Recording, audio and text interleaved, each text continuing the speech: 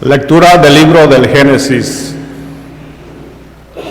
En aquel tiempo, Dios le puso una prueba a Abraham y le dijo: Abraham, Abraham. Él respondió: aquí estoy. Y Dios le dijo: toma a tu hijo único, Isaac, a quien tanto amas. Vete a la región de Moria y ofrécemelo en sacrificio en el monte que yo te indicaré. Cuando llegaron al sitio que Dios le había señalado, Abraham levantó un altar y acomodó la leña. Luego ató a su hijo Isaac, lo puso sobre el altar encima de la leña y tomó el cuchillo para degollarlo. Pero el ángel del Señor lo llamó desde el cielo y le dijo: Abraham, Abraham. Él contestó: aquí estoy. El ángel le dijo: no descargues la mano contra tu hijo, ni le hagas daño. Ya veo que temes a Dios, porque no le has negado a tu hijo único. Abraham levantó los ojos y vio un carnero enredado por los cuernos en la maleza. Atrapó el carnero y lo ofreció en sacrificio en lugar de su hijo. El ángel del Señor volvió a llamar a Abraham desde el cielo y le dijo: juro por mí mismo, dice el Señor, que por haber hecho esto y no haberme negado a tu hijo único, yo te bendeciré y multiplicaré tu descendencia como las estrellas del cielo y las arenas del mar. En tu descendencia serán bendecidos todos los pueblos de la tierra, porque obedeciste a mis palabras. Palabra de Dios.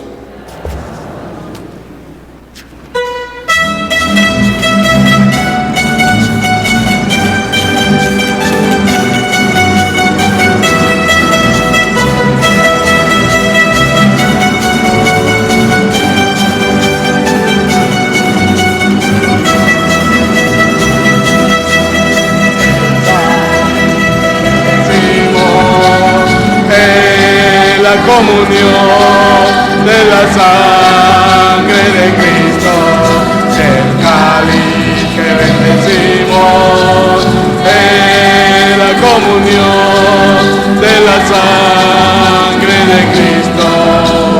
¿Cómo pagaré al Señor todo el bien que me ha hecho?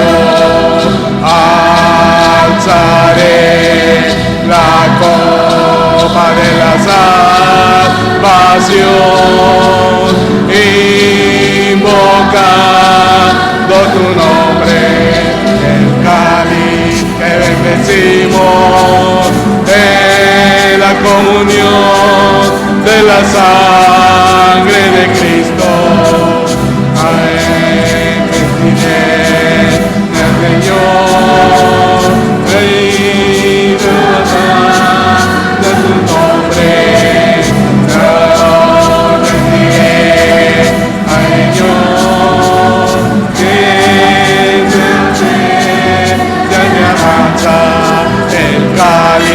Que bendecimos en la comunión de la sangre de Cristo.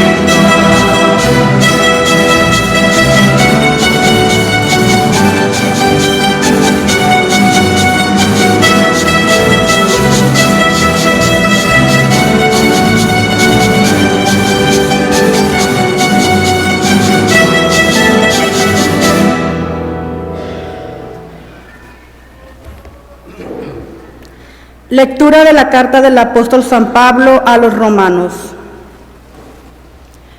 Hermanos, si Dios está a nuestro favor, ¿quién estará en contra nuestra? El que no nos escatimó a su propio Hijo, sino que lo entregó por todos nosotros. ¿cómo va a estar dispuesto a dárnoslos todo junto a su Hijo? ¿Quién acusará a los elegidos de Dios? Si Dios mismo es quien nos perdona, ¿quién será el que nos condene? ¿Acaso Jesucristo, que murió, resucitó y está a la derecha de Dios para interceder por nosotros? Palabra de Dios.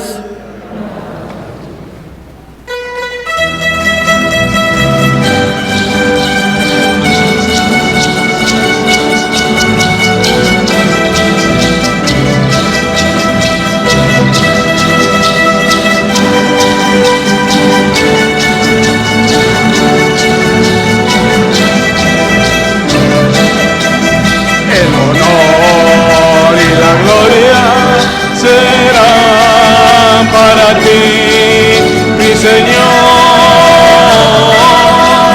el honor y la gloria serán para ti, mi Señor.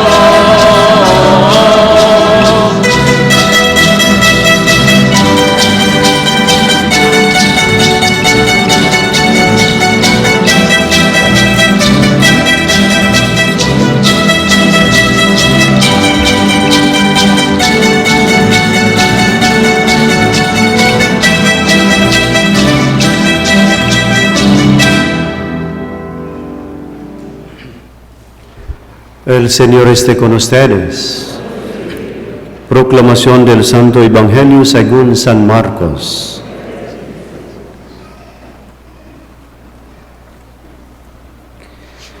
En aquel tiempo, Jesús tomó aparte a Pedro, a Santiago y a Juan, subió con ellos a un monte alto y se transfiguró en su presencia. Sus vestiduras se pusieron esplendorosamente blancas, con una blancura que nadie puede lograr sobre la tierra. Después se les aparecieron Elías y Moisés, conversando con Jesús. Entonces Pedro le dijo a Jesús: Maestro, qué a gusto estamos aquí. Hagamos 3 chozas, una para ti, otra para Moisés y otra para Elías. En realidad no sabía lo que decía porque estaban asustados.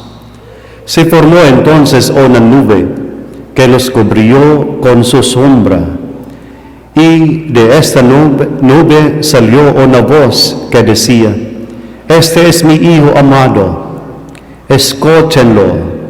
En ese momento miraron alrededor y no vieron a nadie sino a Jesús, que estaba solo con ellos. Cuando bajaban de la montaña, Jesús les mandó que no contaran a nadie lo que habían visto, hasta que el Hijo del Hombre resucitará de entre los muertos. Ellos guardaron esto en secreto, pero discutían entre sí qué querría decir eso de resucitar de entre los muertos. Palabra del Señor. El honor y la gloria será para ti, mi Señor. El honor y la gloria será para ti, mi Señor.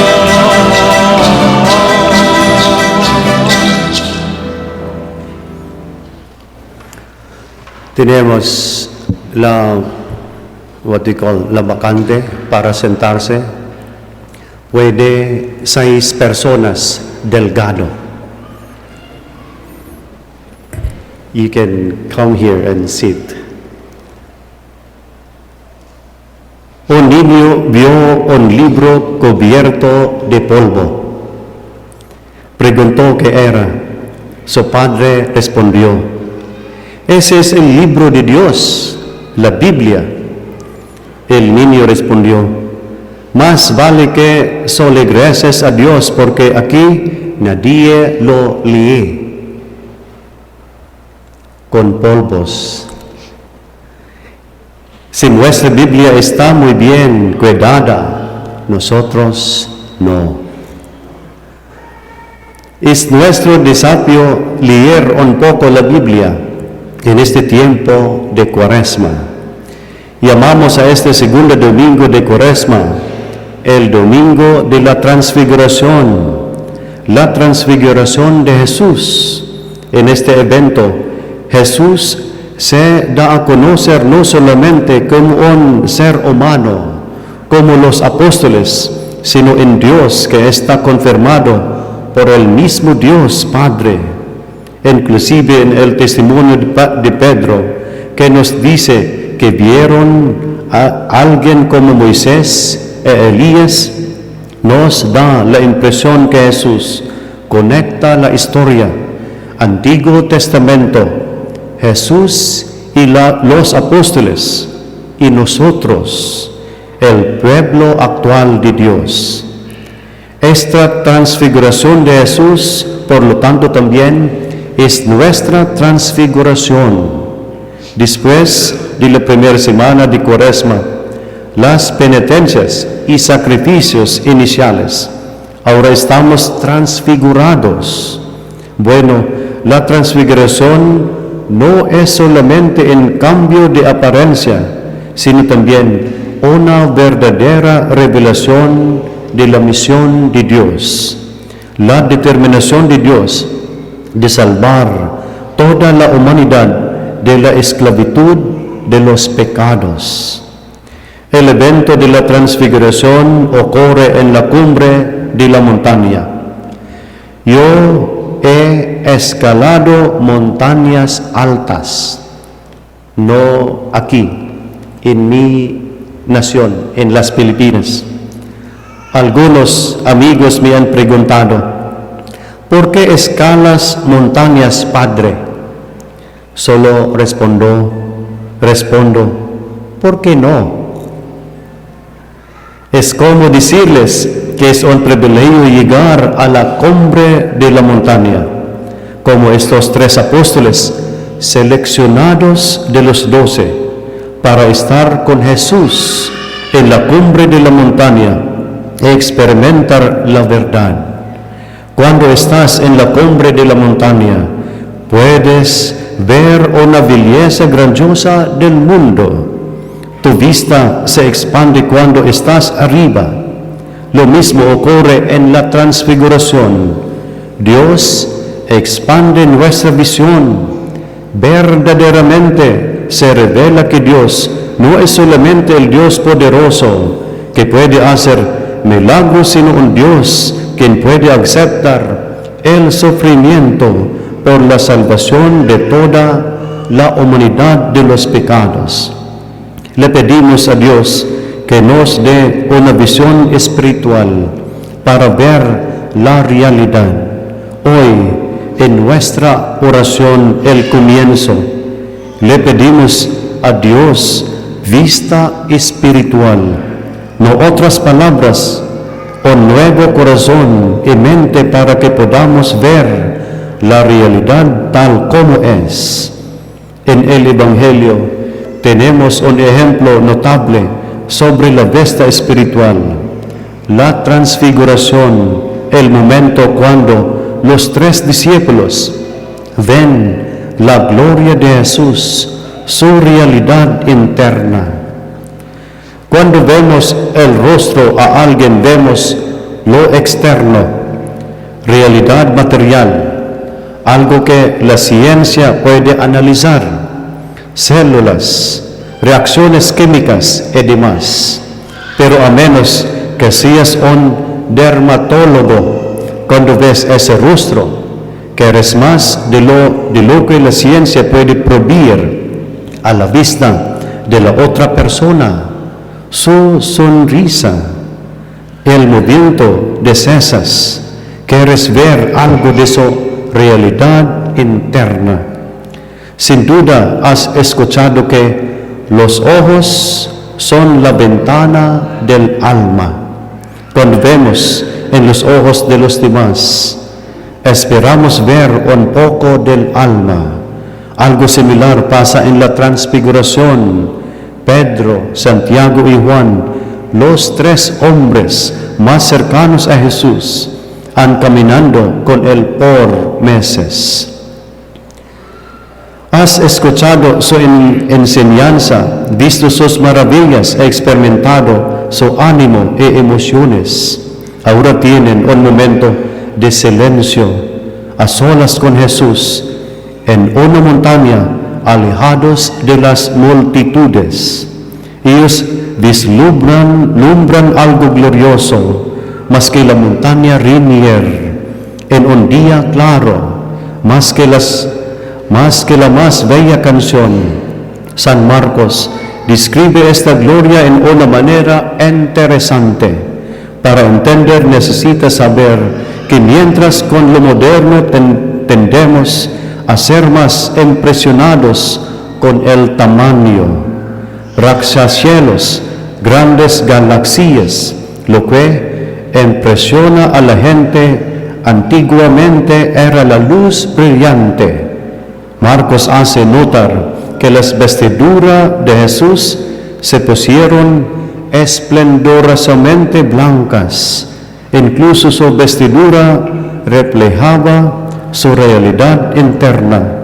La gloria brilla más que las vestiduras.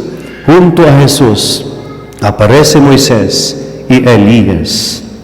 En la Biblia y en la tradición judía, Moisés y Elías fueron llevados al cielo en cuerpo y alma, de manera que los tres discípulos no ven solamente sus almas, sino sus cuerpos transformados.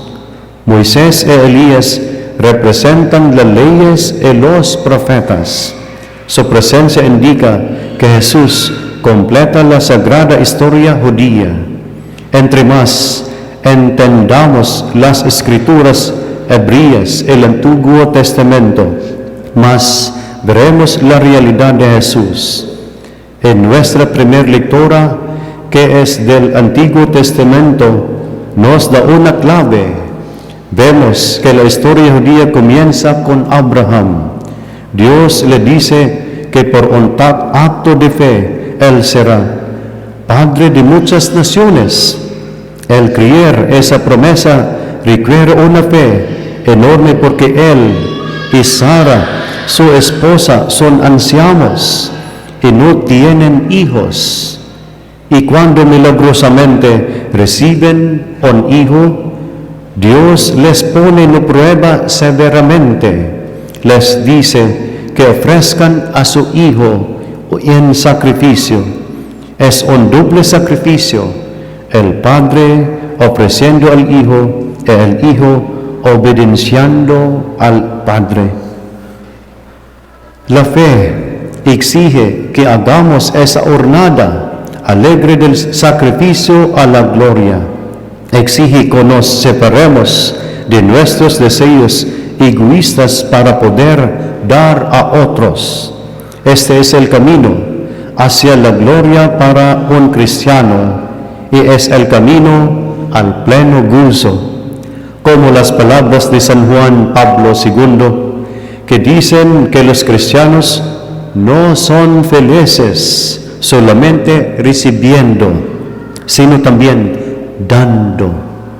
Los cristianos estamos contentos porque, como los discípulos en la montaña de la transfiguración, hemos experimentado un toque del cielo, al gozo del Señor, la futura felicidad.